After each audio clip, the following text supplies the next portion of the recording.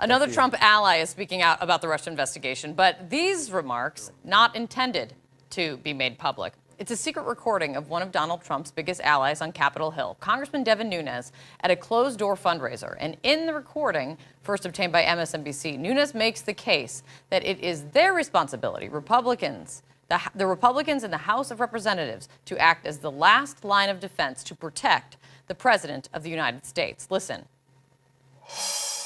So therein lies, so it's like your classic catch-22 situation where, I mean, we're at this what puts us in such a tough spot. If Sessions won't unrecuse and Mueller won't clear the president, we're the only ones, which is really the danger. That's why I keep, and thank you for saying it, by the way. I mean, we have to keep all these things. We have to keep the majority.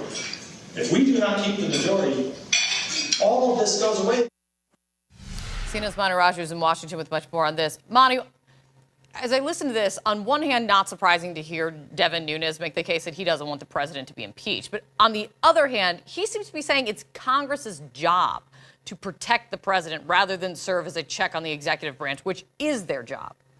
No question about it. And it's also Congress's job, in his view, House Republicans' job, to protect the president from the Mueller investigation, which is actually what the Democrats have been accusing Nunes of doing for the past year, ever since when he initially was running the Russia investigation. He came across what he viewed was something as controversial. He went to the White House, briefed the president about what he viewed as of concern in some intelligence reports, did not even brief his own committee. That prompted a lot of outrage from Democrats. His questions about how he handled some of the classified intelligence forced him to temporarily step aside from running the Russia investigation. But outside, he continued to wield power. He squashed Democratic efforts to bring forward witnesses to the committee, to issue subpoenas and the like. And Kate, this essentially these private comments as a fundraiser feeding into the narrative that Democrats have been pushing for some time, that is all about Nunes protecting the president as he investigates the investigators, the FBI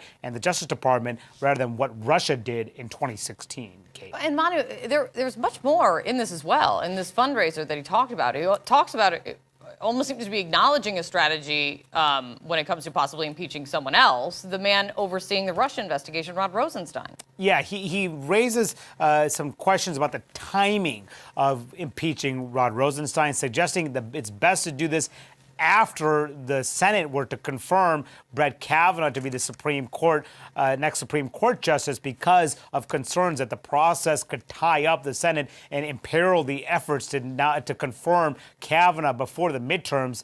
Here's what Nunes said. Yeah, well, it's a bit complicated, right? And I say that because you have to, so we only have so many months left, right? So if we actually vote to impeach, okay, what that does, that triggers the Senate then has to take it up. Well, then you have to decide what you want right now, because the Senate only has so much time. You want them to drop everything and not confirm the Supreme Court justice, the new Supreme Court justice. So that's part of why I don't think you're not getting from, like I've said publicly, Rosenstein deserves to be impeached. I mean, so I don't think you're going to get any argument from most of our colleagues. The question is the timing of it right before the election. That's the Senate. So the Senate has to start. The Senate would have to start. The Senate would have to drop everything they're doing and start with impeachment of Rosenstein. And then you take the risk of not getting Kavanaugh confirmed. So it's not a matter of the papers like Rosenstein. It's a matter of time.